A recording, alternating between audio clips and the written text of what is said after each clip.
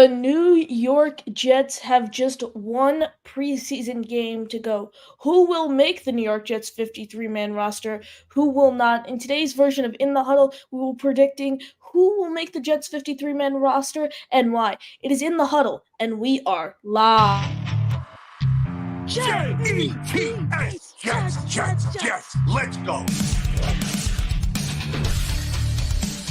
Jets wide receiver Wesley Walker. Wesley, how you doing today? ESPN writer Mr. Rich Cimini, Jets reporter for The Athletic, Mr. Zach Rosenblatt, Hall of Famer and Jets legend Mr. Marty Lyons. Your host, Connor Law. Welcome in everyone, and we are here for another edition of In the Huddle with Boy Green and Connor. Today we're predicting the New York Jets 53-man roster as cut down day is coming up August 27th. Who will make the roster, who will not? But Boy Green, how you doing today?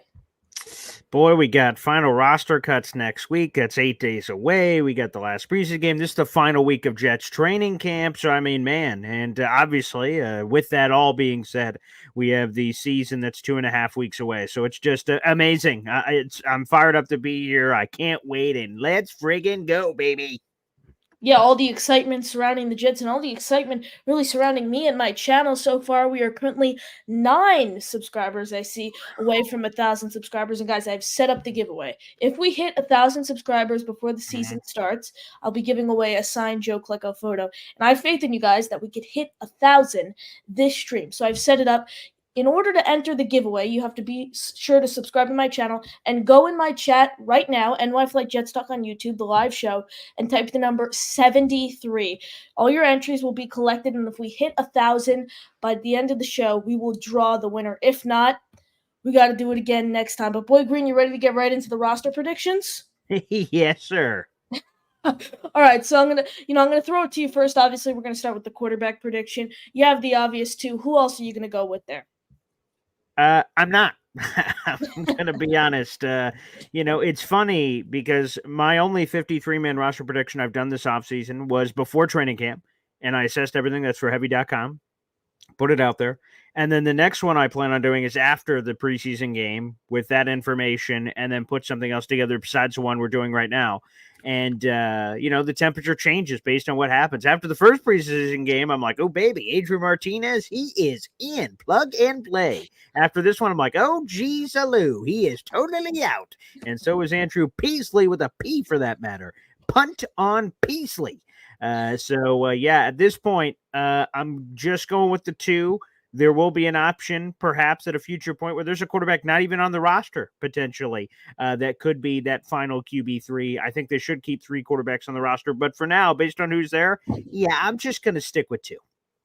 Yeah, and you have anyone making obviously talks probably carry another third quarterback on the practice squad, given the fact with the new emergency quarterback rules. Who do you have there between Martinez and Peasley? I have a lean towards Martinez because of the running ability. Mm-hmm. Again, he threw a horrible interception in this past game, so there's no doubt about it. There was some bad there. But right now I give him the lean, but we'll see. I think the Giants preseason game will likely determine which of the two ends up making the 16-man practice squad, but I have a lean towards Martinez. Absolutely. I'm gonna do the same thing, same exact thing as you really are. Jordan Travis on the non-football injury list. I think he's in for a full redshirt season. I really think it's gonna be a dogfight in the final preseason game between Peasley and Martinez as to who's gonna win that job. But I mean, hey, we're talking about quarterback 3 on a practice squad. So, that if we get to that point, you already know the season's a failure. If we're fighting over Andrew Peasley or Steven Martinez, who do we want to see in a game, you already know the season has failed. But we're going to do a little snake here, so we're going to switch every time. Okay, so now I'll start it off with the running back position. Obviously, you have Breece Hall, Braylon Allen, Isaiah Davis. Gets interesting there towards the practice squad. Practice squad, I'm actually going to go with both Izzy Abanikanda and Xavier Valade, both making the practice squad there. What Izzy has shown, he's shown, the flashes of speed as a 5th-round pick out of Pitt. He was notoriously fast. I mean, he had that 5-touchdown game at Pitt. he didn't show me anything in his rookie season though. He really didn't. Obviously, minimal amount of snaps, so small sample size, but he's a practice squad guy. I don't think it's worth, clogging a roster spot by bringing 4 running backs. Valladay's shown flashes throughout training camp. Seen a little out of him during the preseason. Then obviously Brees, Allen, and Davis are the 3 obvious ones there. Boy Green, what do you got?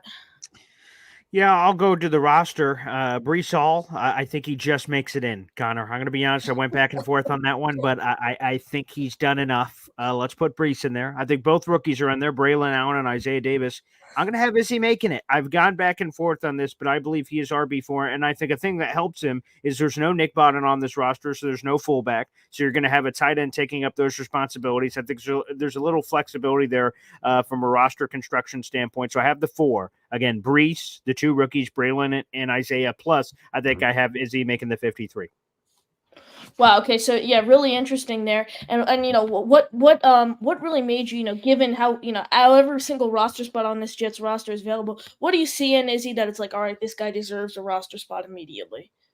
I think it is the variety in the diet. We talk about that a lot, the variety of positions. She brings something different, and you can see it in flashes. Again, you look at the statistics, whether it's we're just talking preseason here, or even his regular season last year, which was completely underwhelming, 22 attempts, 70 yards. Then we have, of course, what he's done in the preseason. I just think he brings a different style, and I think he is the lean. The Jets, to Rich Samini's point, he wrote about this in a column over the last couple of days, that they could just keep 3, and the 3 are who I already said, Brees and the 2 rookies, and then leave the 4th available for waiver wire. So I think Izzy makes the initial 53. Of course, there's always a chance a sexy name becomes available. The Jets can claim him off waivers. So sometimes the initial 53 isn't, quote unquote, the final 53 by the time that we get to the season. There is a 2-week gap there between the final preseason game and the regular season. So there's a little bit of wiggle room through some waiver, but I have him making the initial 53. He brings a different style to the team, and I think they could bring him in situationally for a couple of spots a game. Yeah, okay, yeah. Obviously, like I mentioned, it's tough if you want to carry 4 running backs there. They could obviously do something where they keep him on the roster and they make him inactive on game days. If we were to make the roster, I think that's probably what his role would look like, just realistically speaking here. But yeah, I could see a world where Izzy's on the roster. I wouldn't prefer it. And, kind of the reverse roles there you mentioned, starting him off on the roster, putting him down on the practice squad. For example, last season, we saw linebacker Chaz Surratt start off on the practice squad, ended up playing week 1. He was one of the main factors that sprung Xavier Gibson free on that block, winning the Jets the game, and then he basically stayed up there for the rest of the season. But really something interesting to watch. Staying with the the snake draft here, if you will. I'll let you take it away here with the receivers. Boy, again, we're doing this after what transpired over the weekend, which is going to influence some of my decision making here. There's no doubt about it. So the guys that are in, Garrett Wilson, Mike Williams, Malachi Corley, Xavier Gibson, Alan Lazard, I have making this roster, and I will give the lean to Irv Charles. I have Jason Brownlee just missing it. He's coming off a horrible performance. He's been hit or miss. He had a very slow start to camp. He's had some pops here or there, but it's been wildly inconsistent. And at this point, I can't make a case for him to make the 53. Could he be on the practice squad? Absolutely. And I would foresee him being there at that point. But no, I think he's out. The thing that helps him, unfortunately, injury opens up opportunity. Malik Taylor, Zach Rosenblatt said, had a real path to the 53-man roster and thought he was leaning towards making it. And now with him out, technically a spot's open. But at this point, I have Taylor obviously not making it because he's on IR, but Brownlee in particular not making it. So again, Garrett, Mike Williams, Malachi Corley, Xavier Gibson, Irv Charles, and Alan Lazard. I have 6 wide receivers making it. And then other than Brownlee, do you have anyone else sitting, taking up a spot on the practice squad? No one really that will ring any bells. Maybe you can make a case for like a Tyler Harrell, but we're going to have to see. Again, there will be an initial, and then there will be things that happen. So maybe there's an outside shot for a guy like Tyler Harrell, who's an incredible speedster that the Jets could continue to develop down there. I mean, yeah, if the Jets really like a guy like Harold, they should have no problem stashing him on the practice squad. I mean, Right. people were getting this guy had 4 catches for 29 yards during his college career. Like the Jets should have no problem keeping him on the practice squad if they really want to. I'm actually going to go with 7 receivers here. You got the obvious ones: Garrett Wilson, Mike Williams, Malachi Corley, Xavier Gibson, Alan Lazard. I have both Jason Brownlee and Irv Charles making the roster, along with Brendan Smith, the UFL standout receiver, cracking a spot on the Jets practice squad. They carried 7 to start last season. We saw that obviously with Brownlee inactive to start the year. I see him running it back with 7. You have Irv Charles, and I have Irv Charles making the roster, but I do think, depending on the way he plays, I could definitely see him, possibly getting demoted back down to the practice squad if he's not that standout gunner that the Jets are looking for. As I look, and Isaiah Oliver has experience playing gunner. I think Quantez Stickers could really do some of the stuff that Irv Charles does on special teams. I think a lot of it is performance pending, but I both have Charles and Brownlee making the roster. Brownlee, shown a little throughout the preseason games. However, the Jets have seemed to like him. He's kind of picked it up in recent days throughout training camp. I see him earning a spot there, but I'm going to keep it going through the Jets tight end room. You got Tyler Conklin, Jeremy Ruckert as the obvious ones. Kenny Aboa's, seem to be the consensus favorite as of late in terms of, receiving, pass blocking, just everything in general, overall experience. I have him earning the 3rd spot, and then Zach Kuntz making the practice squad. Kuntz, you look at him, he seems to tantalize fans due to his frame, stands at 6'8", his, elite RAS score. I think he's just a developmental project. He's extremely raw. I mean, we saw him drop that, couldn't get the feet in on that touchdown pass in the preseason game. It was definitely, bad blow for the Jets there. But what do you have in terms of the, for the Jets in terms of the tight end room? Yeah, I agree with you on the 3 tight ends. Making it. Sorry, it's the attack of the bugs again. If you saw the end of Boyd Green Daily, you know exactly what I'm talking about. I apologize. I have the 3 tight ends making it: Tyler Conklin, Jeremy Rucker, Kenny Yeboah making the 53, and Zach Kuntz. Connor, I don't know if have you started dating yet? No, not yet. Single and ready to mingle. That's okay. That's wow. Okay, I will spread the word. What Zach Kuntz is sometimes, you're going to have at one point a partner that is fun and a real ball of a time. They like having fun, but it's not someone you want to introduce to your parents. And let me just put it bluntly. Like, Zach Kuntz is a lot of fun, and we talk about the size and the speed, and look what maybe he could potentially do. Wow, there's a girlfriend or boyfriend material here, but it just doesn't get to the next level. And again, that's something I'd be proud to introduce to my parents. So, like, that's what Zach Kuntz is. So, stash him on the practice squad. No one's going to take him. No one's going to touch him. Maybe he can eventually develop those traits in the future of, relationship goals, but at this point, absolutely not. So I've got the 3 making it: T-Conk, Jeremy Ruckert, and Kenny Yeboah. Yeah, Kuntz, but he wasn't expected to come in the league and be the superstar. I mean, he's a 7th round pick. He's a project, and the Jets knew that when they were getting into Kuntz there. Moving on, offensive line, you have the front 5. You have Tyron Smith, John Simpson, Joe Tippmann, Elijah Vera Tucker, Morgan Moses. After that, you have Olu Fashanu, Wes Schweitzer, Carter Warren, Max Mitchell, and then I see them carrying 10 linemen here. For me, it's you have 4 people that are really competing for that job. That's Jake Hansen, Xavier Newman, Cole Lavelle, and Chris Glacier. It was a tough decision for me here for sure. It took it. I had to take a lot of time, really consider it. But give me Cole Lavelle. Give me Cole freaking Lavelle here. Has experience playing all 5 spots on the offensive line. His agent called the Jake Gassman show the other day. You look at a player like Lavelle, the Jets have seemed to really like him. He played every single offensive snap in the Panthers game. He looked great in the joint practices. Versatility is what the Jets are looking for here. UFL standout. Give me Cole Lavelle. Wow. Okay, we might as well change your name to Connor Lavelle. You are a brother in arms, baby. Yeah, I also have 10 offensive linemen making it. The Jets only kept 9 offensive linemen on their initial roster last year, and Joe Douglas later admitted it was a mistake to not have more cushion from a trench warfare perspective. So obviously, I got some of the obvious names, but let's go through them. The Tyron Smiths, the Morgan Moses, the Olu Fashanu. You've got Joe Tippmann, ABT, John Simpson, Wes Schweitzer. Those are all locks to me to make the roster. And then you get into the mid-round developmental guys they've been kicking the tires on, like Carter Warren, Max Mitchell's. It is a little bit of a red flag that Max Mitchell played as much as he did, considering some people considered him a roster lock in a lot of ways. And boy, playing as much as he did, like, I understand Cole Laval playing every snap. Like, okay, he came from the UFL. This is his first real NFL experience. I get why you play him as many snaps as he did. Max Mitchell, that one to me kind of caught me off guard. So maybe there's something to watch there, but I've got 10 making it. So again, Tyron, Morgan, Fashanu. We're going to go with, again, I want to name all the big guys first. Joe Tippmann, ABT. You have John Simpson. You have Wes Schweitzer. I have Cole Laval making it. I just think he brings you a lot to the table. The Jets coaching staff have loved what they've seen from the young man. Sprinkle in Carter Warren, sprinkle in Max Mitchell. I think that's your 10. Jake Hansen is a guy they really liked, but he's been hurt and banged up the entire time.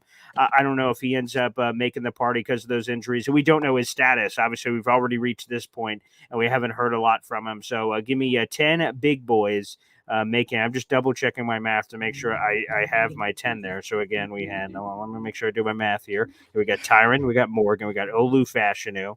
Okay, so we got 3 there. Okay, let me make sure I'm doing my math. Joe Tippmann, ABT, John Simpson, Wes Schweitzer. I have Cole Laval making it, and then I have Carter Warren, Max Mitchell. Okay.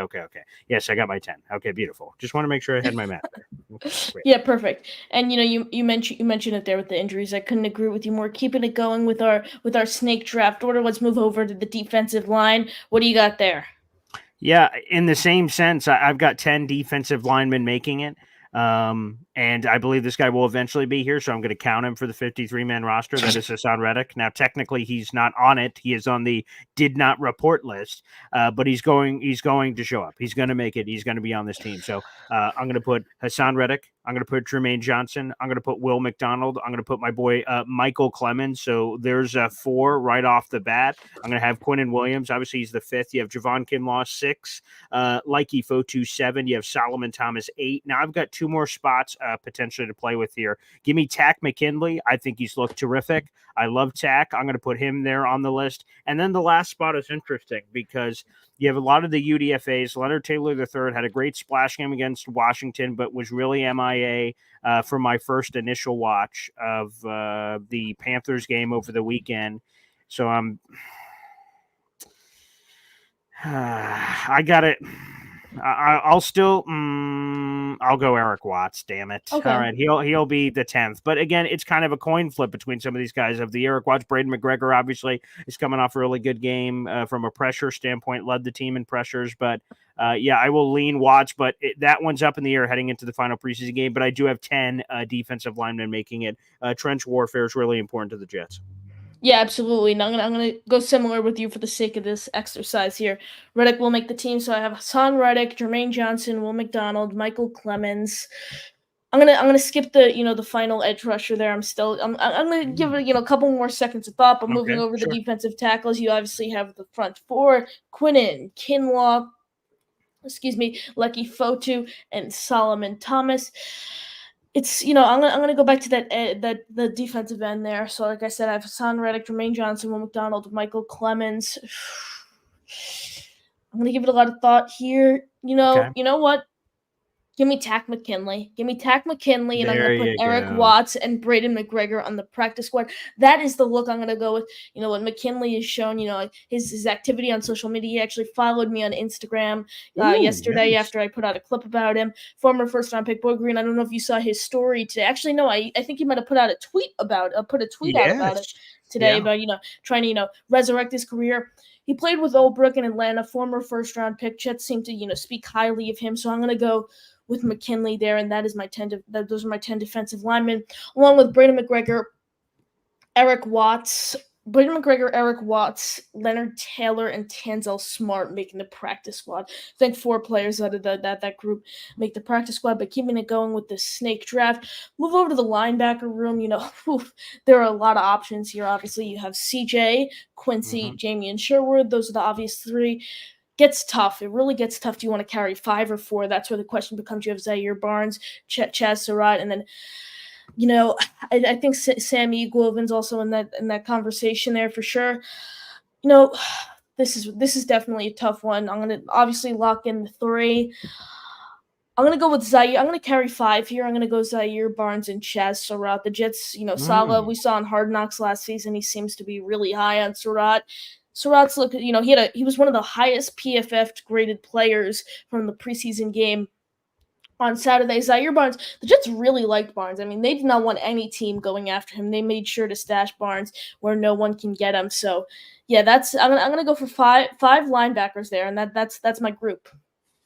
Yeah, I'm going to go 4. CJ Mosley, Quincy Williams, Jamin Sherwood are the 3 locks. And boy, the way I heard earlier, Robert Saleh speaking about the development of Zaire Barnes, it sounds like another Quincy Williams project for these guys, and that they feel so high about him. And again, the folks outside the organization like us go, what do they see? Well, again, I got to trust the defensive coaching staff. So they've got a good one in Zaire Barnes. Again, the Jets have sometimes kept 6 linebackers on their 53-man roster chart in this regime before. So this is a little bit complicated of who the guys are going to end up being. I have Surratt making the practice squad, but Sam McGuavin is another guy they really like. So there's a few options there, but again, I'm going to stick with 4. Again, Mosley, Quincy, Jamian, and then Zaire Barnes being that 4th. I can understand why people want to go to 4 there. Obviously, you could, to go with the flexibility. Cornerback is definitely another really interesting one to watch there, and safety. But keep it going with the snake draft. Time to list your cornerbacks. I'm going to be honest. I thought heading in that no one on this team, I thought heading in, I knew who the number was going to be and who the people were going to be, and I didn't think there was much debate heading into training camp. And I thought that was a number that was 5. Sauce Gardner, DJ Reed, Michael Carter II, Brandon Eccles, and Quantez Stiggers out there. Those were the 5. And I remember on a Boy Green Day saying, sorry, suckers, any other cornerback on the roster, you're screwed. There's no chance you're making this team. But, based on new information, you're able to change opinions. And I hope that's a good lesson for you, Connor, as you go through this. Sometimes you're going to feel very hell-bent on something, and then someone says something, you're like, interesting. Yeah. Be open to interpretation, be open to difference. I have those 5 corners making it, like I said. In the 6th, I have Brandon Codrington making it. He is a guy that obviously can fill in for Michael Carter II, who, again, we're waiting to hear back on that injury. I might have missed that injury update from Sal at the beginning of the press when I was driving in the car. But either way, I think Codrington provides some nice depth. Obviously, he showed off his return prowess ability. And I would love to have JBC on here, but unfortunately he's out for at least the rest of training camp, which is this week. And he had the groin injury, and that doesn't sound great, which means I don't know what, I don't want to speculate on what medical decision they could make in terms of roster gymnastics. Healthy, there's a strong case he's one of these guys. With him unhealthy, I can't say. So I'm going to go 6 corners here on that roster. The 5 I said that are locked in. Again, Sauce, DJ Reed, Michael Carter II, Brandon Eccles, Quantez Stiggers, and that 6 being Brandon Codrington.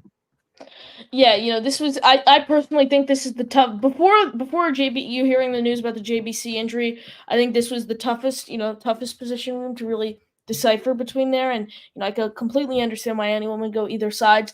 It's still tough.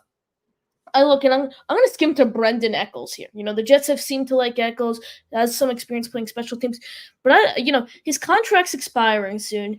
I think there's a chance that the Jets use a player like Eccles for trade bait. Maybe get a late round pick, a 6th or 7th round pick for a player like Eccles. Open the door, another roster spot, give it to a guy like JBC or Codrington. But I'm actually, funny enough, I'm actually going to go with the same 6 corners as you there. Same 6 corners as you there.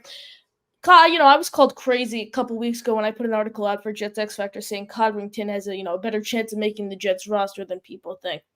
Now look at his performance against the Panthers. I mean, you cannot pass up just based on his tape from the Panthers game. If you put a guy like Codrington on practice squad, another team is going to sign him the day he gets put on waivers. That is exactly what is going to happen.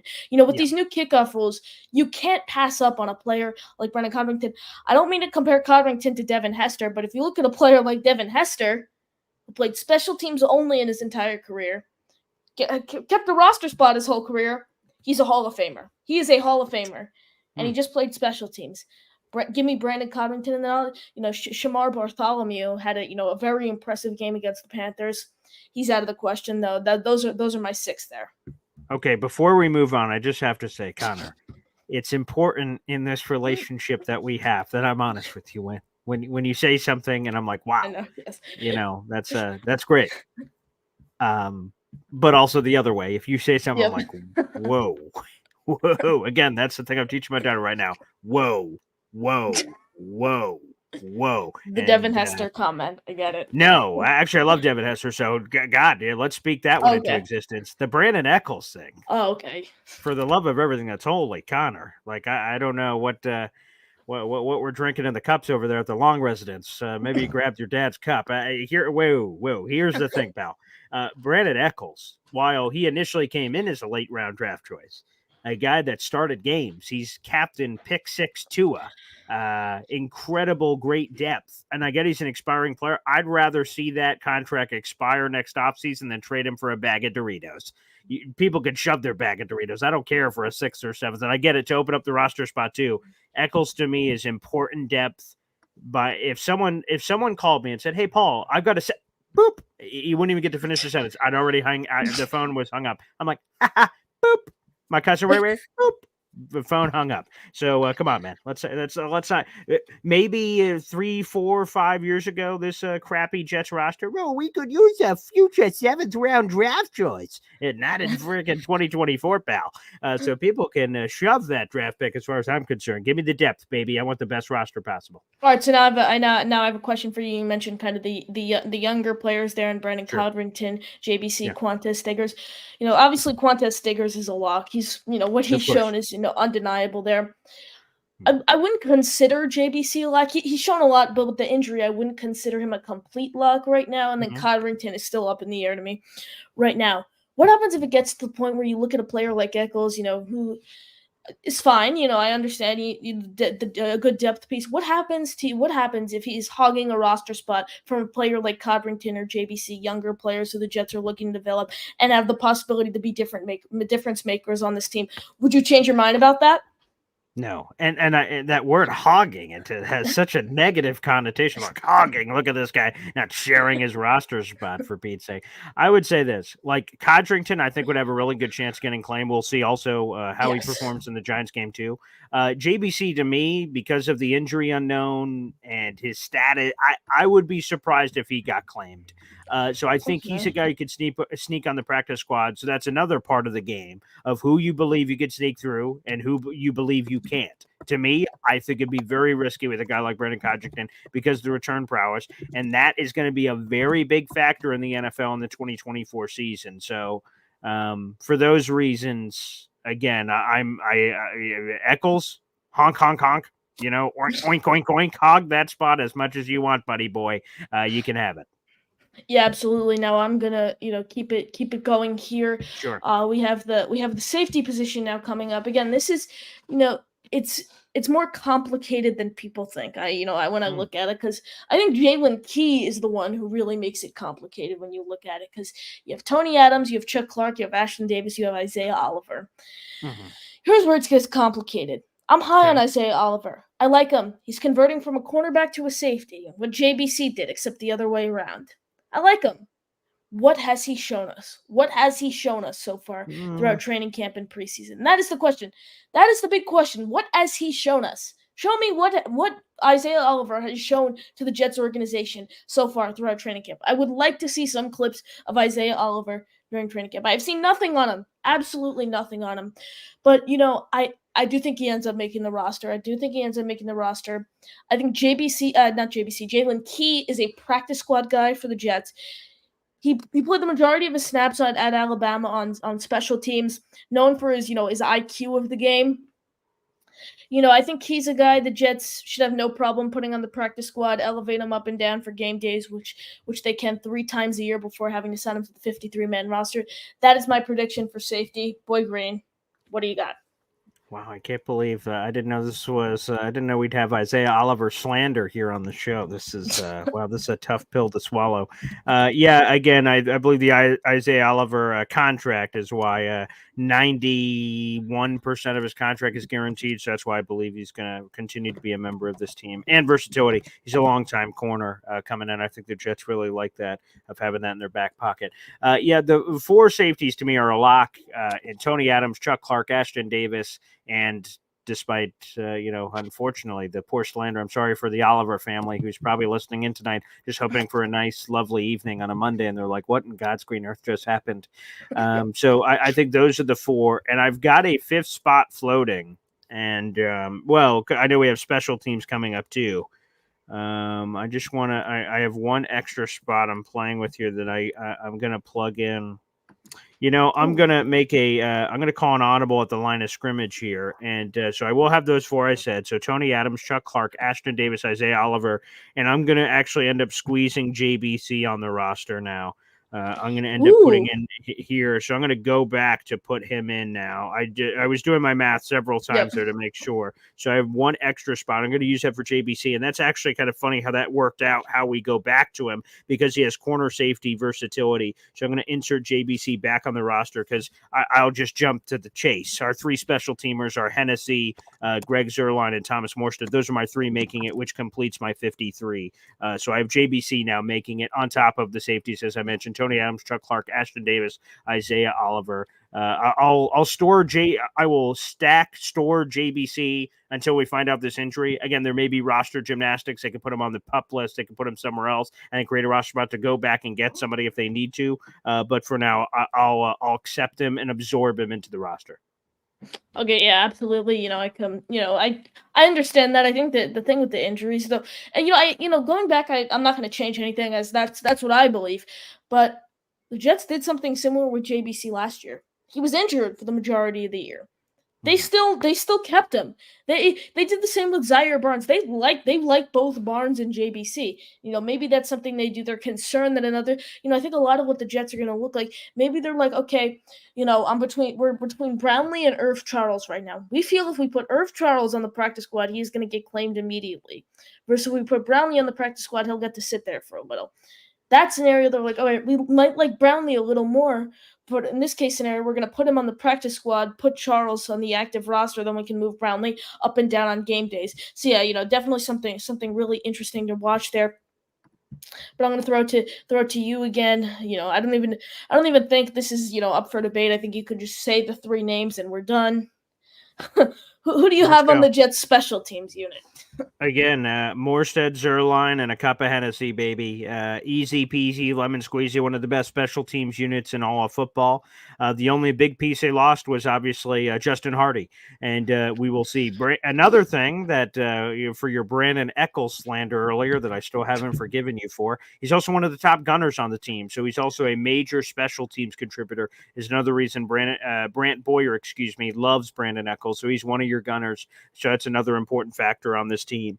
So those are the 3. I have those 3 making it. We'll see if Irv Charles is the Hardy replacement. Is it Isaiah Oliver? He's another guy who has special teams experience too. So that's another reason to keep him. I love this special teams group.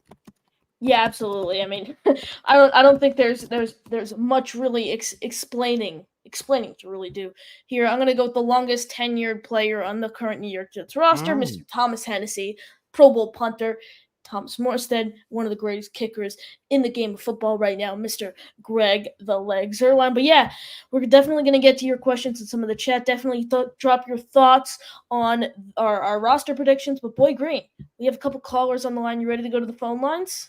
No, I'm not, because first off, I just want to make sure we give another advertisement. Let's get Connor to 1,000 gosh darn subscribers. Look at all the people in this chat, and maybe you guys have already done it. Maybe you haven't. Let's subscribe to his channel right now. Get your mom, get your wife, make some phone calls, phone a friend, use your lifelines that are available on this game show. I'm in the game show mindset from the Jets match game I was playing on Sunday, but use your lifelines, do whatever is necessary. Let's get this man to 1,000 subs live here on the show. He was 9 away at the beginning of the show. Come on, people. We can make that happen. Let's get him to 1K, baby, and we'd appreciate it. Like the video, hit subscribe, and for the love of everything that's holy, let's throw a couple of super chats in there too, and memberships and things of that nature as we're streaming live on both of our channels. Let's get this party going. So before we get to the phone calls, I just had to put that out into the ethos. I appreciate it. Currently, we have 48 people watching on YouTube, plus 198 on Twitter, and I am currently 6 subscribers away from 1,000 Come on, subscribers. people. 6 people. Hop on over. YouTube.com, NY Flight Jets Talk. It's right there in the green neon light sign that Connor used all his allowance money on for the last 4 weeks to put that up, for goodness sake. Well, come on, people. Let's subscribe to this young man's channel and grow him. He's Rich Eisen's favorite son, for goodness sake. Like, for gosh sake, let's get this guy over the hump. Really, really appreciate it, Boy Green. But now, are you ready to get to the phone lines? Okay, now I'm ready. Thank you for checking back in to make sure I am appropriately ready this time. I am decent. Let's do this. I don't know if you're ready for this first one, Boy Green. Nothing is better than this caller right here on the line. Oh, okay. King Lowski joining the show. King, how you doing? Connor, my brother. An evening Connor, stroll. my brother. Wow. Oh, beautiful. Paul Boy Green, my brother. Paul Boy Green, my brother. It's always good to see you lovely Jet fans on this fine evening.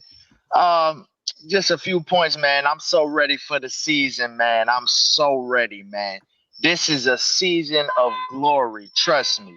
Okay, excuse the noise in the background. I love it. I'm hearing the chirping behind you. I'm getting a nature visit. You look like you could be, you had the bucket hat. You could be down under, crikey, getting some action out there live from the safari. I love it, King Lowski.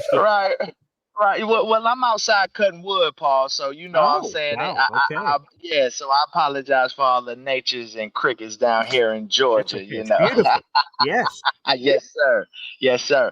But I just wanted to talk on the preseason of the Giants, man. I honestly want to see starters. Okay. Because I want to see guys out there that really want to do this year, man. Okay. At the end of the day, if I see Patrick Mahomes playing in the preseason game and they coming off a damn Super Bowl, I want to see my starters out there playing for my team, okay? He out there throwing behind the back passes, and I'm like, yo, what are we doing? Are we that scared that we can't throw starters out there? What are we doing? Okay? I want to see starters out there. I want to see these boys hitting out there. I want to see who really want it. And at the end of the day, you know what I'm saying? We're playing football, okay? Injuries happen, all right? So at the end of the day, I don't want to hear nothing about, if he gets hurt, I don't want to hear that, man. We playing football, okay? Let's get that scar tissue under us. Let's get that experience under us, and let's go into the season strong, okay? Let's not go into the season bubble wrap scared, all right? And then come the first game, we got to sacrifice. You know how it goes, man. We got to sacrifice one player to get a win. You know what I'm saying? That's how it seemed all last year. Pittman go down. We won that game against the Eagles. I mean, I don't want to go through revisionist history. I'm solution based, so I like to look forward. Okay. At the end of the day, I want to look at this Super Bowl season and say my guys are ready. Okay. And I say Super Bowl season with all the fire in me, okay? We are going to the Super Bowl. I see y'all boys in New Orleans, all right? I feel that strong about it. Last year, I felt like we would make the playoffs. Aaron Rodgers was getting acclimated to a new system. I get all of that. This year, nah. This is the year. This is the year that them boys take the next step. The defense start getting takeaways. And we start putting points in that damn board. All right. So, I love seeing y'all, man. I got to play both of y'all on the new Madden. You know what I'm saying? I didn't forget, Connor. I got to get your gamer tag, man. It's always a pleasure talking Jets with y'all, man. I love the Jets, baby. All right. J-E-T-F! Jets. Wow. What a call there by the man, the myth, the legend. himself, Out in King the wild Lowski. safari that is Georgia. I used to live down in Georgia, St. Mary's. So okay, King Lowski, way to represent the South, my brother. Yeah, Nice. I have to bring up the Madden game there. I was 0-2 yesterday against Boy Green, but Sorry. the first one we'll go game by game here. The first game, Okay. I rocked with the Ravens. Boy Green gets his team, the Jets. Yeah. I'm a Jets fan as well. For those who did not know, I am a Jet fan as well. But Boy Green, he gets the home field advantage. He gets his team. First game, I went with the Ravens. I got ahead actually. I was up 14-0, I think, at a point, and then choked away the lead there. Ended up losing game one. I think 28-21 we had. The last touchdown I scored, though, was in complete garbage time. I think there were like 2 seconds left by the time I scored the touchdown. Moving on to game two, I made a god-awful mistake. I actually chose the Dolphins. Thought Tyreek Hill would, his speed would maybe, free open some other weapons, maybe draw some coverage to him. Not seem to be the case. I went down 21-0. 21-0 in the first quarter, but no, that did not last for long. I came back, I battled, and what happened? I forced the game to overtime, in which you scored a touchdown the first possession. Second possession, I get the ball. Tyreek Hill drops what could have been a game-tying touchdown in the end zone. So I suffered the 0-2 loss. But yes, I completely agree with King Lowski. We better get the Madden tournament running. And I also agree with him that the Jets are going to be the 2024-2025 Super Bowl champions. Manifest it. Speak it into existence. But keep it going with your calls. We have someone who, I hope will... This is a replica Jets Super Bowl III ring right here, baby. Yep. There we go. This is world champions. We will be world champions, baby. There we go. Someone who's up on the line next. I hope he can, play me a song and sing me a song when I hit 1,000 subscribers. We have Hep joining the show. Hep, how you doing?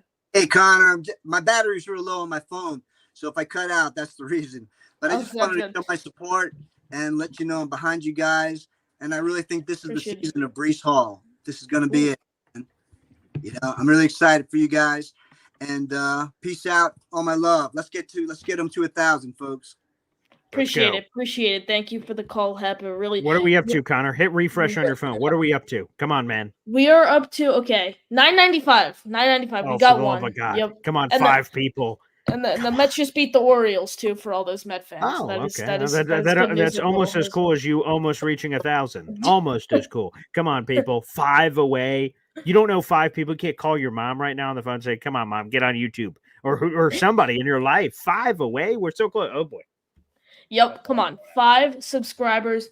Speak it into existence. Let's get it by the end of the show. That is cool. But in terms of the season of Breece Hall, I mean, come on. Over 1,500 yards from scrimmage last year with the most offensive line combination. Zach Wilson as his quarterback. Top 2 running back, I think, last year. This year, I think the gap between him and Christian McCaffrey, there's definitely a big gap there. You look at Christian McCaffrey, basically is the edge on every single thing. But Breece Hall's entering his 3rd year in the league. He is not in, his, the mid of his career with the experience, yet still being young like Christian McCaffrey is.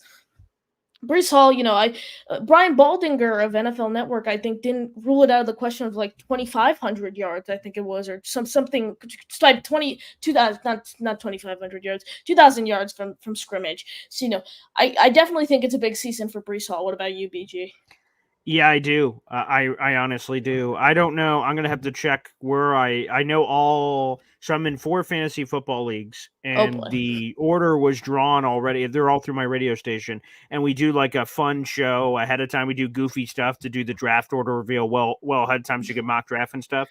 I think only one league I'm going to have a legitimate chance at Breece. In that league, I have the 1st or 2nd overall pick. I can't remember which one it is, or 3rd maybe. So there I have a chance. The rest of them, I'm like 7. I'm like either 8, 10, 11, 12. So I'm not going to have a chance at Breece. If I was in a position where Breece was on the board, if I had the number 1 overall pick, I would take Breece Hall. That's how confident I feel in Breece Hall. He's going to be running the ball. He's going to be catching the ball to the backfield. I think a sneaky thing is in the red zone. I think he's going to get some flare opportunities from Rodgers where you get those V-cut routes, flash routes into the end zone. He is just going to have a historic monster season. So is Garrett for that matter. But damn, Breece is, you need a lot of things to go right to get the ball in Garrett's hands. for Brees, he's in the backfield. You can hike it and hand him the ball with this offensive line. I just think he, again, is going to be historic. It's just going to be shocking to people when Brees Hall introduces himself to the rest of the league, because there's a lot of people who just don't give the respect to Brees Hall, and he's going to take it this season. My favorite Brees Hall play, he's played 2 years in the, played 2 years for the Jets so far. My favorite Brees Hall play was that play against the Giants where Zach Wilson did his classic, runs out of the pocket and then fires it 95 miles an hour, 2 feet away, right into Brees Hall's chest with all 11 of the defenders surrounding him right there. But no, I think that was on the other side of the field. I think like opposing 40-something yard line. Mm-hmm. He ends up taking it to the house. He broke like some crazy amount of tackles. That will forever live on as one of my favorite Brees Hall plays ever. And most offensive line combinations, like I said, he did all that with the most offensive line combinations. You hand Brees Hall the ball with this fully healthy offensive line. We're talking 8-time Pro Bowler Tyron Smith on the left side. We're talking about Joe Tippmann. We're talking about Elijah Vera Tucker, John Simpson, and Morgan Moses. And for those men blocking for Brees Hall, you give him the ball, every single play could be a touchdown. I know it's obviously an exaggeration, that crazy thing, but you give Brees the ball, you do not know where it's going. He can do it. His first run after that Achilles injury. He almost took that to the house. Against the Bills, he just ran out of steam there. But Brees Hall is. It's going to be really fun to watch him in 2024. But keeping it going with your calls, we have Joe the Jet joining the show. Joe, how you doing? Hunter, what's up? I saw you guys earlier. You were talking about Madden. I just got to say I got Madden not too recently. The best team on that game, that's the most fun, I got to admit, is our New York Jets. I have to admit. It's so much fun to play as that team, to be perfectly honest. I played every other team in that game. It just didn't feel that same way, Sorry if it's a little too dark. I'm in my movie room right now. Wow. But, a movie room. No. Okay. Wow. Okay. Yeah, no, it's pretty cool. But I actually want to get your guys' opinion on something. Do you guys want the first team just to play like a drive or two during the Giants preseason game this week? Because I actually have a personal opinion about that, because I kind of want to see Aaron Rodgers in that first team offense in live game action, because I'm actually going to be at that game. So a little bit of a personal reason why I kind of want them out there, but I would understand why they wouldn't bring the first team offense out there. But honestly, I want to get your guys' take on it. BG, again, take I it think away. King Lowski, I think, made a very clear. Yeah, if the Chiefs, who have won back-to-back Super Bowls, are doing it, playing them for full quarters, full halves, anyone else's argument all of a sudden sucks, because you're like, well, and then Patrick Mahomes, oh, well, okay. Yeah. So with all that, that's a great response by King Lowski. It's hard to combat that.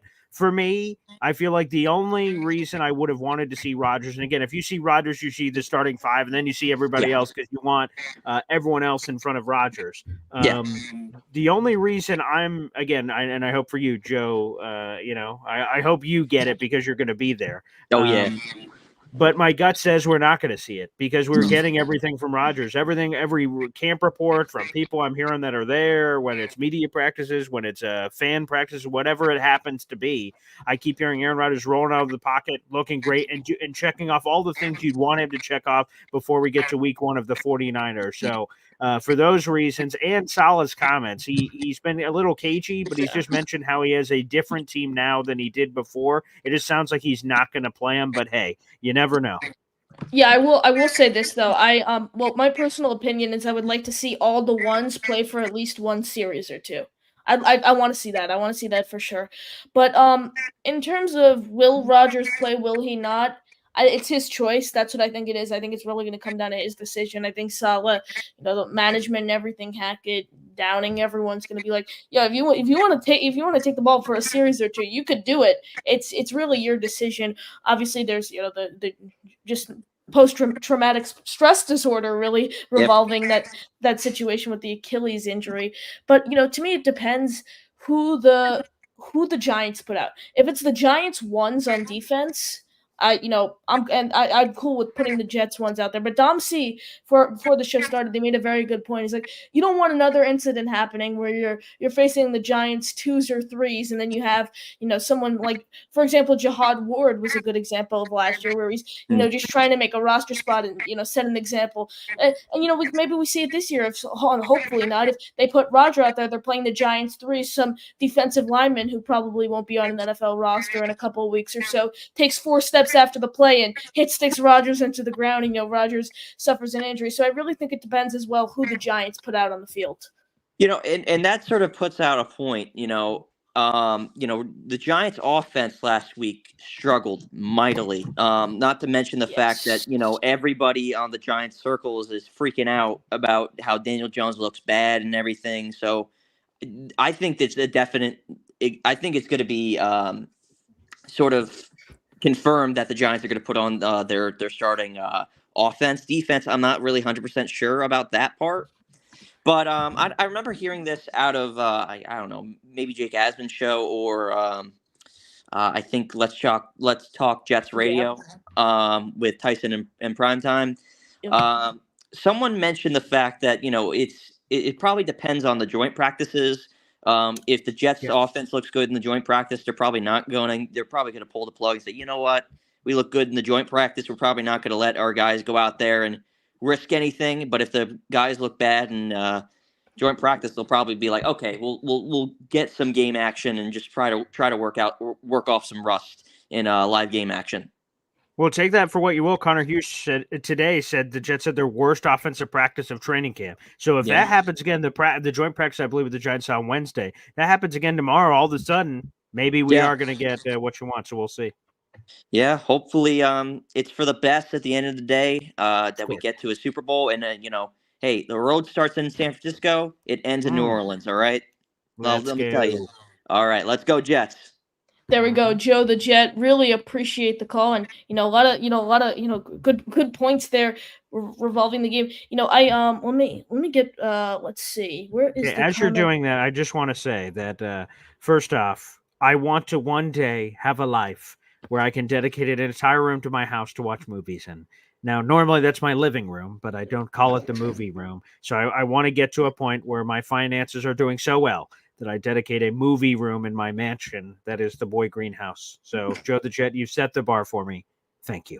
This is my everything room, aka it's called my bedroom. It's called my gaming room and my podcasting room and my everything room. That's what I call it. Yes, I do. Unfortunately, I do not have a movie room. But some comments before we get to more calls. Infrared Jets saying, I want to see Tyrod go against his old team, G-Men, and shut them down. Period. Boy Green, what are your thoughts there? We've seen him. We saw him a little in the first preseason game. Nothing in the second one. Do you want to see him in week final game? For the reason that you state, that would be funny for a Ty God to go wild on his old team. But again, if he didn't play against Washington, why in God's green earth would he play against the Giants? So for me, I think that's also an indication of why we're probably not going to see some of these guys. Is their strategy last week seemingly indicates this week. Again, maybe I'm wrong. Maybe we fast forward to the game on Saturday and Rodgers and the whole crew's out there. My gut says none of those guys are going to be out there, and it's going to be, once again, the Adrian Martinez and Peasley show. So sorry, Joe the Jet, that you will be subject to that. Hopefully it's entertaining at the very least, but that's what I believe is going to happen. So for the reason sounds great. Yeah, suck it, Giants. Yeah, see, Tyrod didn't want to go back to you. He came to the real team. Like, that'd be great, but I just don't think that's going to happen. Yeah, we did see him in the Commanders game where he went 1 for 2 for -1 yard. So, here's the thing: if they don't end up playing Rodgers, I think there's a chance we see him. I think it's either Rodgers or Tyrod as to who we see. I think they'll try one of them out there. Obviously, Rodgers' decision is the main deciding factor. But a few more comments before we get to more calls. Terrence says, Connor's channel was the first channel I was ever texted, I think he was trying to say, because I was impressed on his knowledge on the Jets, and he actually read the text out. Wow. Terrence, I appreciate it. Then he said, I subscribed the very first time I heard you on your YouTube page several months ago. I think you had like 13 subs then. LO. That's funny you say that, Terrence. Now I know. I remember seeing you in the chat. I think I have a crazy memory. It's really odd. But first time I ever saw you in the chat, I think was my stream with Jets Talk 24/7.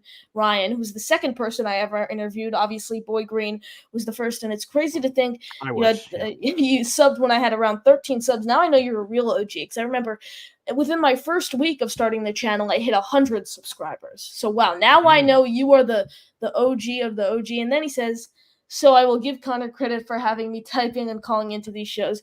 Terrence, I really appreciate the support. And one more, let's check it out right now. And we are at 995 still. Come on, guys, get it up. We got 5 more. Let's go. Show is about to wrap. We have a few more callers on the line, though. This is someone who is, having a speedy recovery. Hopefully, he just got out of the hospital as of late. Wishing him the best, Mr. Bobby Midnight joining the show. Hey guys, hey dude, Connor, let's get you to 5 more. Come on, guys, help him out. He needs 5. Thank you, Bobby. 5 more. You know how 5 is? Not much. Yep. We love you. I love you. Yeah. And I love you, Boy Green. I didn't forget about you. Good to see you. I like the Jake Asman Show merch. When did you get that hat? Oh, he sent me a lot of them. Wow. Oh, yeah? Oh, great.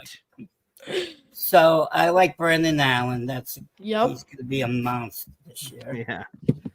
They're going to be called Thunder and Lightning. Okay, I like that nickname. That's very nice. Classic. Aaron Rodgers is going to just blow out this year.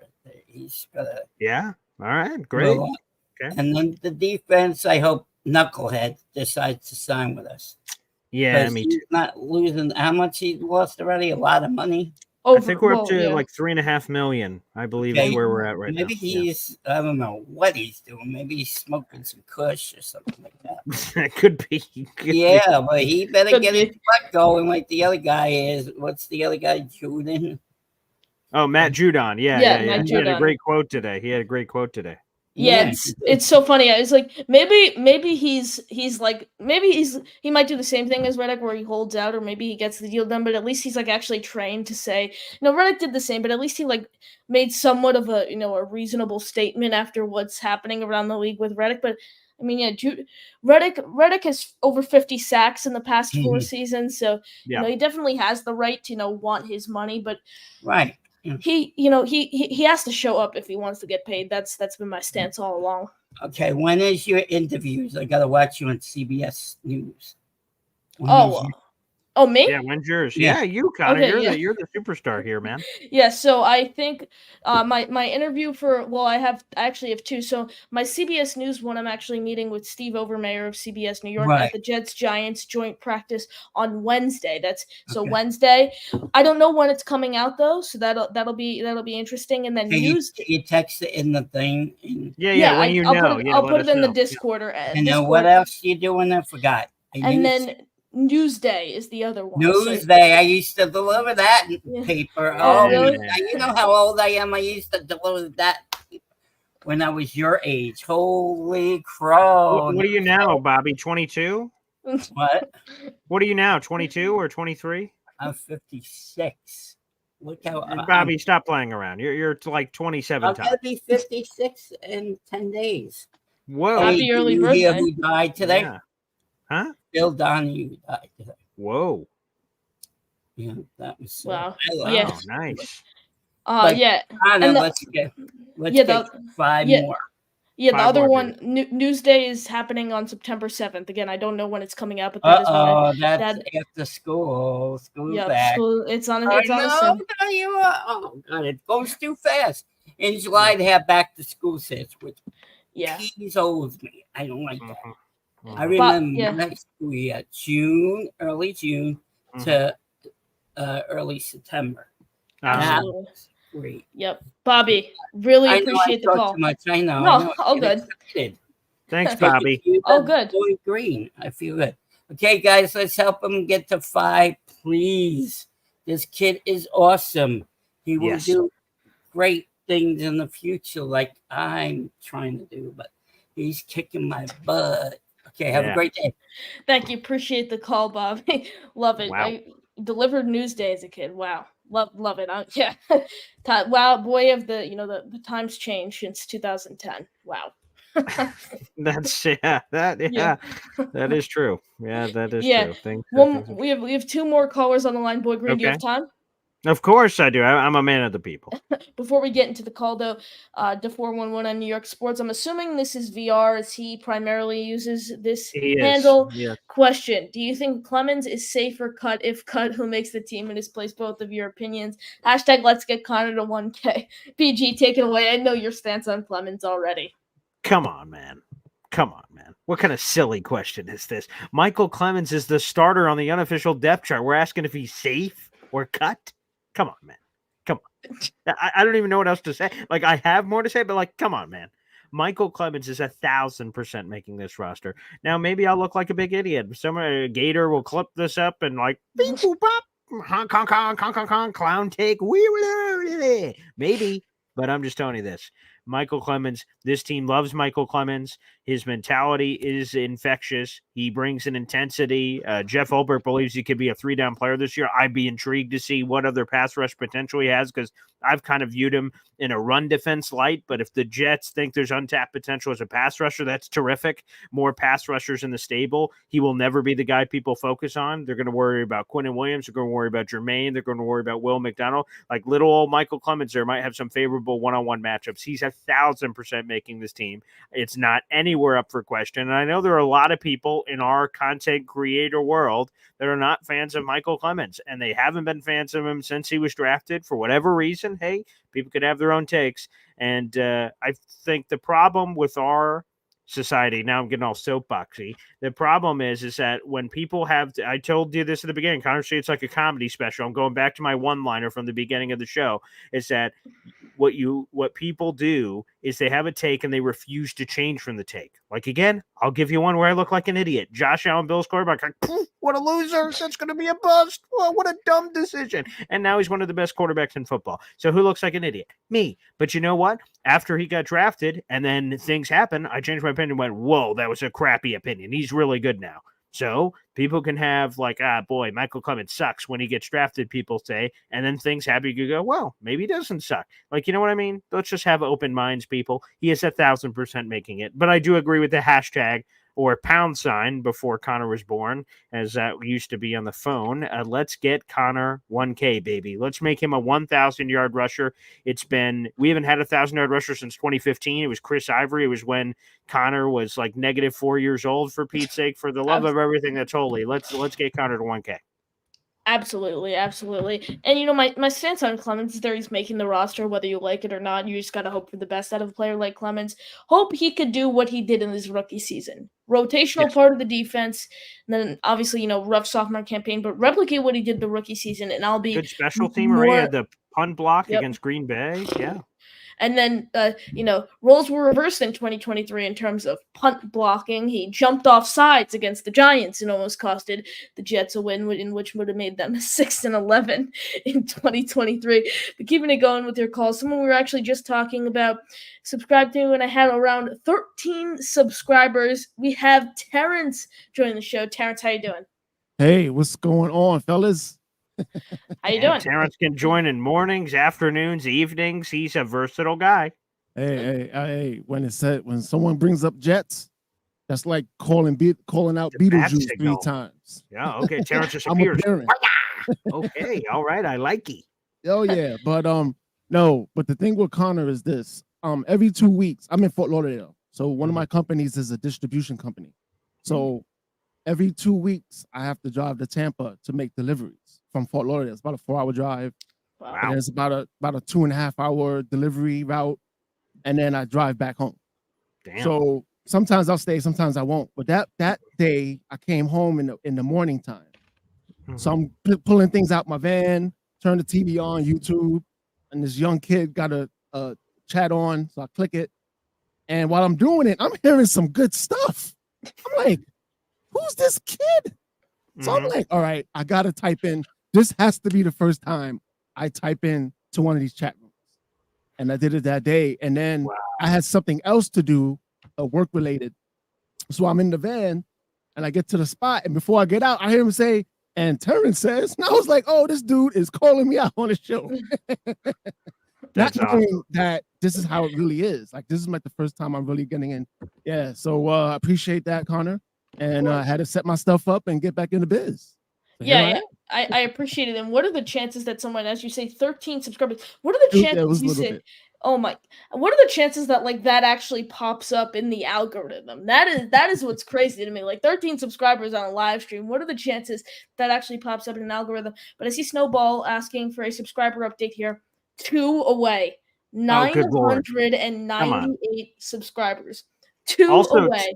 While we're trying to get updates on subscribers, Terrence, I imagine you take full credit for Connor's rise, because when you were subscriber number 14, all of a sudden, like, we were kind of stoking the flames. Like, can we get a spark here? Like, it's like an island of Survivor. We're in Fiji, and then all of a sudden, boom! All of a sudden, an explosion of flames and sparks are flying all over the place after Terrence subscribed. Coincidence? I think not. Yeah. Well, let's manifest it. Let's manifest it. By the time I hang up, you'll have 1,000 subs. Okay. I do have something to say. I got something to say about everybody talking about the Jets starting they're putting their starters in for this game. Sure. Okay. I got to tell you a story. Like I said, I had season tickets back in the days. Yes. I don't remember what year it was, but me and my best friend, I had 2 tickets. He had 2 tickets. We actually got them because his cousin got, I don't know why men do this, but we actually got those season tickets we was like 22 at the time. We actually got them because his cousin was getting married and didn't need them anymore. I don't know how that works, what sense that makes, but thanks. So I appreciate it. Okay. So nice. I bought 2. Sammy bought 2. And one day we was at, because the Jets and Giants preseason, they swap teams. Correct. Yes. So it was the year that the Jets had the season tickets. So my friend's a Giants fan. See? So we sitting there, and Jason Sehorn is returning the punt or the kickoff. And he's like, oh, yo, Jason Sehorn is going to return the kick. So he returns the kick. The game goes. Third quarter, he goes, yo, I haven't seen Jason Sehorn. And this is the 90s, Connor. In the 90s, we got no phones. So when we got home, to watch the game on SportsCenter or whatever, Jason Sehorn out for the season. Wow. See? Definitely. Oh, yeah. And it even has its own name for the game, the Jets-Giants annual preseason game. There's definitely an injury history here, but the thing is, King Lowski definitely made a good point. You can't really like be scared of these injuries. Like, you're gonna face it either way. Like, I look at it as a sign. If for example, I hope to God this does not happen, but if Aaron Rodgers is gonna get injured in the preseason, that's a sign that he's also gonna get injured in the regular season by chance. If it's a hit that he suffers and he gets injured on that play, there's a chance that also happens in the regular season. So I'm willing to take the risk. I want to see a preview of the season with all the ones out there. Okay, so I'm gonna get back to you on that. So I'm gonna finish the story and then get to that. So remember, after Sehorn, another game, Pennington breaks his wrist. He's out half the season. Then another game, Mark Sanchez gets hurt. He's out the season. I don't want to see any of our starters in there. Now, I think there's something that no one's talking about is this. And I'm gonna go back again to the Sam Darnold era. Remember when he started that Monday night? Yes. Do you remember how many games he had in 10 days? That I don't remember. He had 3. Yeah. You know how many games we have in the next 10 days starting week 1? 3. So don't put the starters in now. We got these 3 games in 10. Dude, now here's the one. Do you remember? Oh, because our guy is on our team now. That's why it's really ironic. Do you know that third game, the Jets played the Cleveland Browns? The Cleveland Browns were defeated. Remember, they were 0-16. Oh, yes, Baker Mayfield game. Okay, so the first half, Tyrod Taylor was the starter. And we heard him. He left the game. Mayfield comes in, and they win that game. And he wins that game because you can tell that in that second half, they were gassed. The Jets defense was gassed. And Mayfield had all the energy and came back and ended up winning that game. So let's not repeat the mistakes. And I remember the promotion in Cleveland. They had the beers all chained up. And then when the Browns broke that like 16, 17 game losing streak, they had keys that automatically boop, boop, and unlocked them all. And Browns fans started getting drunk crazy in Cleveland for that. And it was terrific. Yes, I painfully remember that. And I agree, Terrence, we're on the same boat.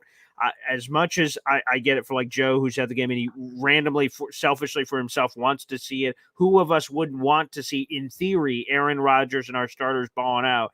But we have to think of the long term here. And you're 100% right. If you're going to have 3 games in 10 days, which the Jets do to start their season through the first 3 weeks, you'd like it at the beginning of the season because you have 2 weeks between the Giants game and week 1 is 2 weeks away.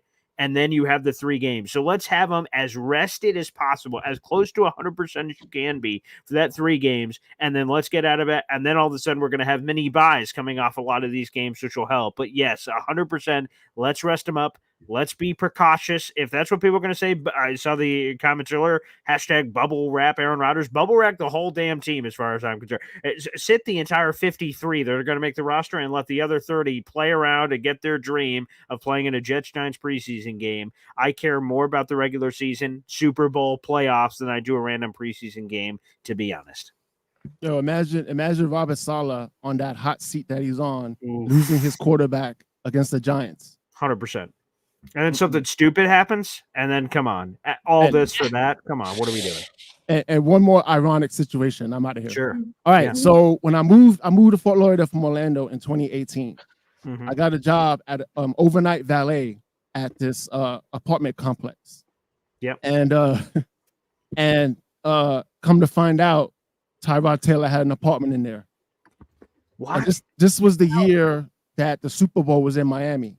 Oh, okay. And I'm looking at this dude, and I'm like, I was going to say, hey, what's up, man? I'm sorry we hurt you that game, but I didn't want to say that. Yeah. Because if he would have stayed in that game, chances are we would have won it. That's probably true. Yeah. But yeah, man. So that's all. What you got? What's the countdown now, Connor? Yeah. Where are we at? 1K. We did it. No, really? Yep, we did it. Boy Green, you see how I can manifest? Terrence, I told you. You set the fire initially, and then you called the people. Terrence, okay. So, can you just guarantee the Super Bowl again? Lottery numbers. What else do I want? My 3 wishes.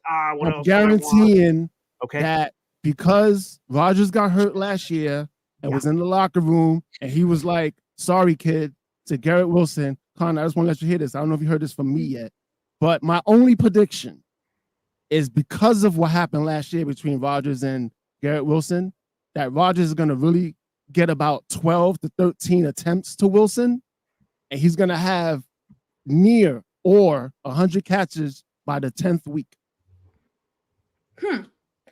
That's it. Again, Terrence has been speaking that into the ethos, and the more I think about it, Garrett Wilson's going to get a ton of targets. He's gotten a ton of targets since he came into the league. He's never played with an Aaron Rodgers. I'm believing it, baby. I am at every fantasy draft opportunity. I'm getting Garrett Wilson, and then as soon as I take him, someone will hear me mutter, and they're like, "What'd you just say?" I'm like, "Thanks, Terrence." They're like, "Who's Terrence?" I'm like, "Don't worry about it. Don't worry about it." Yeah. Here's the thing. I look at Garrett Wilson and I say this. I mean, he's the only Jet in Jet history to surpass 1,000 yards in his first 2 seasons in the league. Yep. And he accomplished that while playing with 6 different quarterbacks. Terrible. I believe it's 7, which is just. I saw 6 on the official Jets website the other day. I saw that. No, I think Rodgers with the 4 plays makes 7.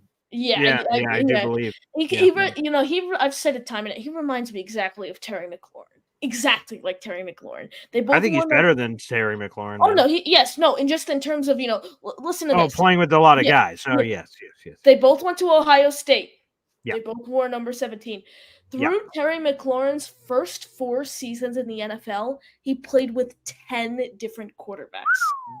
10 different quarterbacks. And funny enough, they're both actually 6 feet tall. That's the cherry on top. Okay. Well, like they are, I think Garrett Wilson has definitely the potential to be way more productive than him. But wow, that's. But Terrence, that's what it is. You're the chosen one. We are not worthy.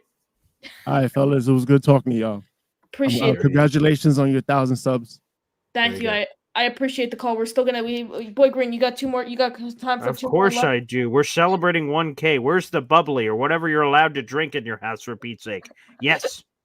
You guys still have to the end of the stream to enter number 73 in the chat. We'll enter you in a giveaway for a Joe Klecko signed photo. We will draw the winner at the end of the show. And guys, just on YouTube alone, we have let's see how many. Okay, while you're adding it up, I just want to say this so people just understand, so I can explain what Connor's saying.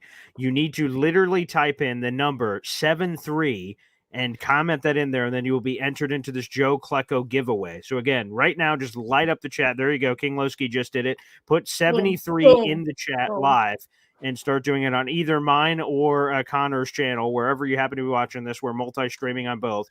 Type in 73. Light up the chat. You have a chance to win some autographed Joe Klecko merch. Yep. Start making it rain, baby. Beautiful. I think you just need to make the public service announcements when I attempted to. We had 8 people. We had 8 people in. 8 people in before you said that. Now we have 18. Like and counting. 20 now. Still going. See, that's what I'm saying. Yeah, I'm your translator, so you say things. I'm like, Yeah, but I tell everyone what you're talking about. So there you go. You need to make the public service announcements. But I mean, Terrence had a whole slew of reasons.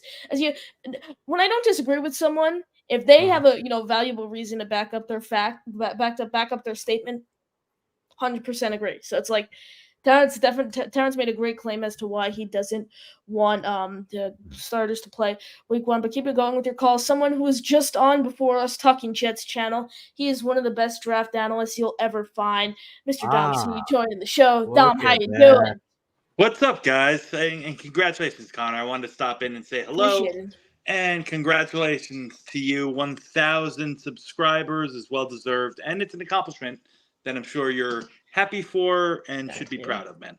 The Senior Bowl merch. Look at that, baby. Senior Bowl merch, man, and I'm grinding, guys. I'm currently, after I got off with my normal Monday spit with Ryan, I'm in 25 film, man. I'm in 2025 prospects. Benjamin Morrison. Lighting. I love the lighting up there too. That's a nice touch. I love the lighting. Yeah, I've seen the Wesley Walker jersey before, but I have to call it out again. Love the Wesley Walker jersey. Baby. And here's the hint. You guys need to start liking this video, because once we get monetized, in which we are 400-something watch hours away from, I don't feel like doing math right now, 400-something watch hours away from. There you go. Yeah. There will be something special coming with Wesley Walker, for sure. There will be something special. Great tease. Okay. Nice. Yeah, so I'm currently studying Benjamin Morrison, cornerback out of Notre Dame, man. Don't know who that is. Well, you will next year, my friend. You will. See, there you go. That's it. I love it.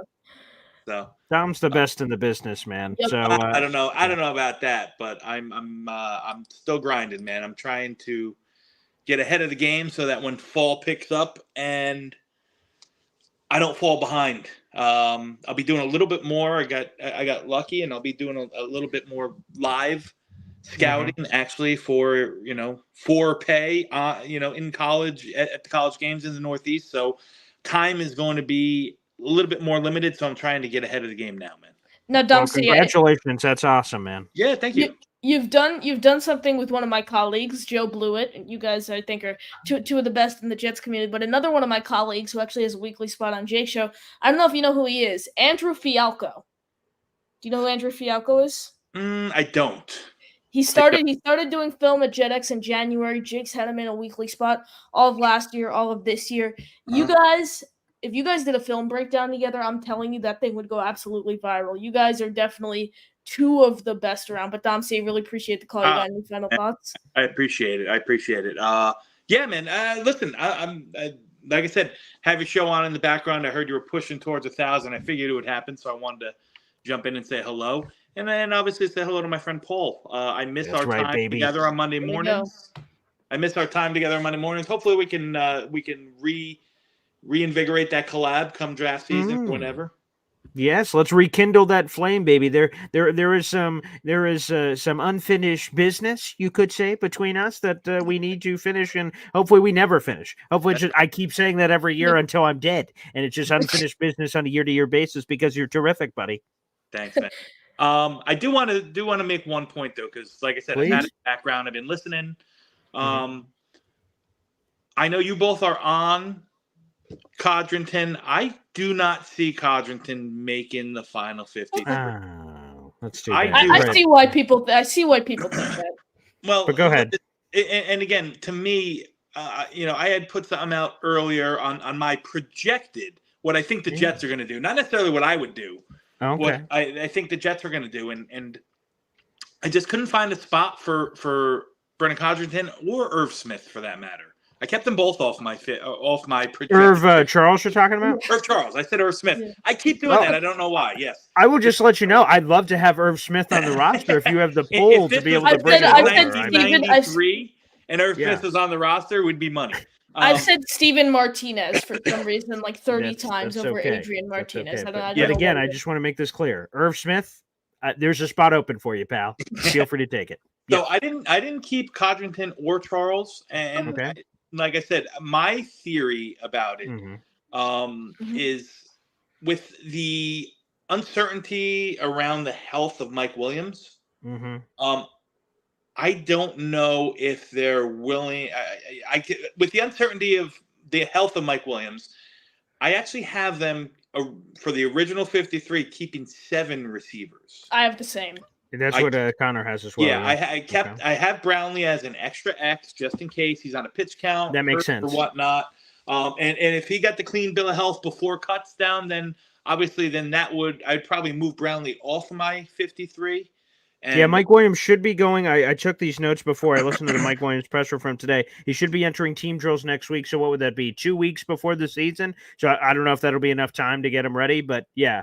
So he will be, let's rephrase it this way. He'll be getting into team drills cut day. So cut day's 8 days away. So I don't know if that's enough of a gap of time for the Jets to make those decisions. So you could be right for the Brownlee lean for a security reason heading into the season. Yeah, and then the other 2 guys that I have making the roster, one is a solid favorite. I don't know if it's necessarily a need positionally, but what he offers in specials. And the fact that he's one of Salah's guys and he has been for a couple of years. I have Chad Surratt making it. I know that might be a little bit of a long shot because he didn't make the original 53 last year. Obviously, he was on the practice squad for the first 12 weeks. Was called up intermittently. Obviously, he was the catalyst to spring Xavier Gibson week 1. And then I also kept, which is kind of against the norm these days in Jets world, and I don't understand why. I have Izzy Bendican making the team.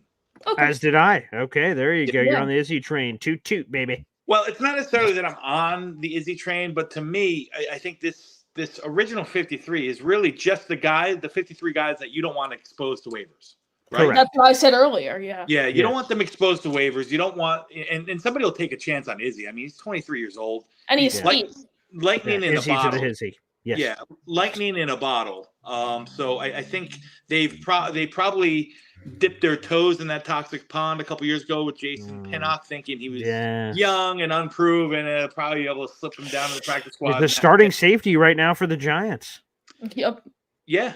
So that's why I kept Izzy on the team. So, but yeah, I just thought as I was listening, I thought the one interesting thing, which I respectfully disagree with, is Brandon Codrington. I will say this, Domsey. I respectfully appreciate your film analysis. Respectfully. Yes. Fair enough. Yeah. Well, listen, guys, I will let you go. Like I said, I just wanted to chime in and congratulate Connor. Keep grinding, brother. Appreciate it. We'll do. Appreciate the call. Really, really appreciate it there. In terms of Codrington, I understand why people aren't huge fans of him. Just given the amount of talent that we have at the kick return position that are automatically going to make the roster, no matter what, no matter if they win the job or not, just regarding their success at their skill position, such as Isaiah Davis, Malachi Corley, Xavier Gibson. It's complicated, but like I said, special teams players, especially with these new rules, they can win games. They can win games for you. I mentioned Devin Hester earlier. Devin Hester only played special teams in his entire career. And where is he now? He's in Canton, Ohio, in the NFL Hall of Fame. Again, Brandon Codrington showed flashes during preseason. A 63. If we could get a 63-yard, return from Codrington, I'd absolutely love that. I mean, I'm not even going to consider his profile at cornerback. He was horrible at cornerback in college. He's 5'9". He's incredibly undersized. But you look at kickoff returns. He has 4 touchdowns from kick returns throughout his college career. Boy Green, we have one final caller on the line. But before we get it to you, you seem to have the voice of God. Rename what you need to do to get entered in the Joe Klecko giveaway. Yes, we reached 1,000 subscribers here on NY Flight Jets Talk, which was the prerequisite to the Joe Klecko giveaway. So if you're watching right now, of course, you should be liking the video, hitting subscribe. That's the easiest way to spread the gospel. But if you'd like to get in the game on the Joe Klecko giveaway, type in 73 right now to the chat. We're going to add them all up at one point here in the very near future. So whether you're watching on my channel right now or on Connor's, we're streaming live on both YouTube channels. Get over to your phone, get over to your computer, wherever you're watching. Just type in the number 73 and you punch in your ticket to be involved in the Joe Klecko autograph merch giveaway, baby, and you have a chance. So again, 73, which is of course in honor of our 73 Joe Klecko, who is enshrined forever in Canton, Ohio, as he should be in the Pro Football Hall of Fame. Long overdue, and I'm glad he was alive to see it. I love Joe Klecko. So again, punch in 73. Keep it going. I see him flying in there right now. Beautiful. And you have an opportunity to win. I appreciate you, Bishaw, giving the 69. Nice. Thank you. This is a child show, for God's sakes, you sicko. But appreciate the 73s that are in there as well. So God bless. Thank you very much. And keep them raining. And again, that punches your ticket in to have a chance to win that autographed Joe Klecko merch. We have 57 people watching live on YouTube. Beautiful. We only have 28 entered in the giveaway, so definitely something to go. 73 is the what to type in to get entered in the giveaway. We'll draw the winner at the end of the show. But one final caller on the line. We have B-Mac joining the show. B-Mac, how you doing today? Whoa! It's C-Mac. My name is C-Mac. I am B-Mac's brother. B-Mac's not here. Okay. He has some business to attend to. Okay, hey, C-Mac, nice to meet you. Nice to meet you. Thank you, my brother, Paul Boy Green, and my younger brother, Connor. I want to call in just to congratulate Connor for hitting 1K. Connor, you were way better than me at my age. I was a bad boy, Connor.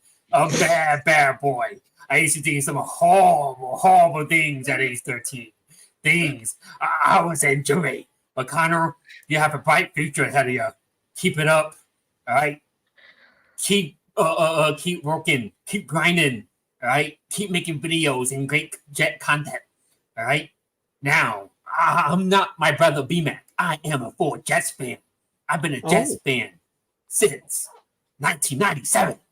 Yeah. Great year. 1997. Now, C-Mac, I have a question. Can you sing the Law and Order song anything close to the level that your brother can sing it at? Well, to be truthful, Connor, I'm not a singer, all right? I am a poetry artist. Oh, poetry artist. Oh, yeah. Could you do some slam poetry for us, C-Mac? That'd be great. Okay. Rainbows are blue. Roses are white. I want to go and play some video games tonight. Ah, wow. Beautiful. Wow. Thank you, C-Mac. That was impressive. One thing before I leave. Sure. I want to get into this little preseason BS, all right, with the whole starters. First of all, preseason, no preseason. Who gives a damn? What matter is the New York Jets are going 13-4. A-Rod will play all 17 games. He will have 38 touchdown passes and 4 interceptions. And Garrett Wilson will have 1,800 yards and 21 receiving touchdown passes. And the Jets will get the number 1 seed. And they are going to the Super Bowl. And there will be the San Francisco 49ers. Can you smell what C-Mac is cooking? Love it. Wow. Wow. Boy Green, can you just give me a little background there as to what occurred? I appreciate you've said I've been the voice of God this entire time to translate and interpret things. I had not, first, I didn't know BMAC had a brother to begin with. And boy, his family, are doing a wonderful job. CMAC looks vastly different than BMAC. I appreciate he had a different voice, clearly, the shades. He had his own Jets hat, which was very nice, and a full-out Jets fan. It was wonderful to meet CMAC. That's a legendary moment right there that we're going to have to put out in the universe. There's no doubt about it on social media. But CMAC, thank you for calling in for the first time. And I can't be surprised because, Connor, once you get to 1,000 subscribers, you get into new territory. You meet new people. You're in different turf. And it was a pleasure to meet CMAC for the first time. That's wonderful. I'm curious. I didn't get a chance to ask CMAC how many other brothers he has. Is there a AMAC, DMAC, FMAC, ZMAC? I don't know. So I'm looking forward to any other future family members that could be coming because looks like the apple doesn't fall far from the tree. Yeah, absolutely. Absolutely. What a legendary call there by CMAC. Boy Green, we're about to draw the winner in a matter of seconds. Okay, Voice great. of God. Spread the gospel. All right, one more time, people. If you are just joining us here on the stream, and you might, we're an hour and a half in deep. We're streaming both on my channel and on Connor's channel. If you're watching on my Twitter, @BoyGreen25, hop on over to YouTube, youtube.com/BoyGreen25. You can also do it for NY Flight Jets Talk. And all you have to do to enter this contest where we're giving away autographed Joe Klecko merch, the Pro Football Hall of Famer, the legend himself, is by simply typing in 73 into the chat. You type that in, booyah, you automatically punch your ticket in to have an opportunity as Connor will draw from some sort of system here that will award one of our 73s here in the chat. We'll get an opportunity, again, to win some Joe Klecko merch. So, again, it's a wonderful prize. It's great that Connor reached this goal of 1,000 subs. I'm sure it's 1,000 subs, quote-unquote, the first of many. I'm sure he'll have several more thousand here in the near future, and deservedly so. He's a rising star in our business. So, yes, let's give some Joe Klecko stuff away. So 73s make them rain, baby, here in the chat. Absolutely. So you guys are going to have about 10 more seconds in the meantime. StreamYard actually provides a giveaway tool where it scans the chat and then you can put it, keyword in, and then you could automatically generate, in which I'll share my screen in the middle. But I just want to really thank you guys for 1,000 subscribers. It really means a lot. Literally the day I put out my first video, day after the Commanders game, I said to myself, my goal is to hit 1,000 subscribers before week 1 of the 2024 NFL season. This goal was made in end of December, early January, and we ended up doing it. Wow, such a long-term goal that ended up paying off, and wasn't looking like we were going to get that last week. We're at 722, and then Rich Eisen worked his magic a bit, got some more people to the channel in which they like the work. And then the rest of you guys really stretching out. We're at 991 going into the stream, gained 9 during the stream. I really appreciate it, but it is time to draw. Well, actually, before it's time, Connor, what's the update right now? I imagine, are you well above 1,000 now? What's the refresh button? Where are you right now? Let's see where I am. We'll go to YouTube Studio, since once you have 1,000 on regular, doesn't you? 1,004. 1,004. Okay, nice. Right now. We're well over. That's wonderful. Now, sorry to interrupt. Go ahead. Yes, let's select our winner.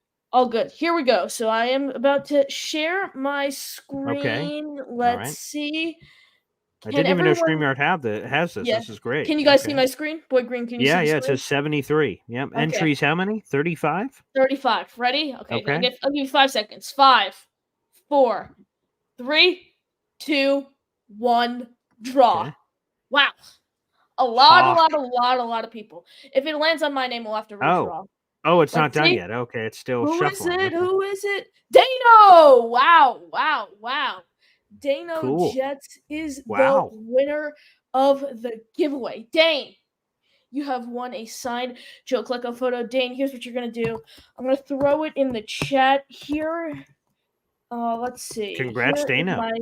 Here is my email. I just threw it in the chat. Just in case Dano, for some reason, does not end up, forgets, we always have to draw a second time. So this is what's going to happen. Okay. Let's get our second place guy. A guy who might be close and might win nothing. We'll do a top 3. This is what we'll do. Oh, a top 3. Okay. Here we go. Top 3. Well, I should have entered. Okay, let's see. Tio. Uncle Tio. is Okay, so winner there we number go. 2. You're the Okay. backup. You're the backup, and then Okay. if all goes The wrong, backup to the backup. yep, you always Yeah. gotta make sure So you this have. is our Andrew Peasley here? Yeah, this is Okay. Steven Martinez, if you will. Yeah. Oh no, Steven. Oh. Adrian. Oh my God, I Okay. keep saying it. Okay. Wait. Olaf. Okay, so that is the top 3 Okay. right there. So Dano. Okay, Dano. Okay, Dano. I see Dano in the chat, so he won. But Dano, message me on Discord. I know we talk there quite often. So just message me on Discord your info as to how I can get this signed. Joe, click a photo of you right to your house. Really appreciate a house, apartment, whatever, PO box, whatever it is. But Boy Green, another episode of In the Huddle in the books. Great show. How you feeling? I'm still reeling from that CMAC call, but that is, I wonder, was this a one-time? I had never met CMAC in my life. Is this the first time he's ever called into a show? I don't know, but is he? Is this? I'm left with so many questions. Is CMAC now going to start calling into Jet shows across the country? Am I getting a CMAC call tomorrow morning on Boy Green Daily? Again, I don't know, but what I do know is that Dano, congratulations on winning that, and the rest of the backup winners of Uncle Tio and Olaf and everybody else. That's great. So cool. I'm glad we were able to get to 1,000 live here on the show, Connor. I've enjoyed doing these shows with you. I will unfortunately give the sad news, and we've talked about this before, but now that you're at 1,000 subs, we have even more viewers and listeners to this. This show is exclusively a summer/fallish show, and what I mean by that is before the season, the show must abruptly end and be old Yellard, and you don't get that reference. You'll read that book one day, Connor, but I won't spoil it. But long story short, this show is coming to an abrupt halt because, of course, Connor has to go to school. So, and he has, other obligations. So this show between us will end, but we will certainly bring it back in the future. I'm definitely sure of it. I'm sure you'll see Connor populating different things. Like, for instance, he was on our game show on Sunday. He's been on my Boy Green Daily show, gifting memberships left and right. So I'm sure we will see Connor throughout the season calling into post-game shows and other programs that I have where call-ins are available, Boy Green Daily and the like. But this show only has a handful more episodes, not many more, because the season's right around the corner.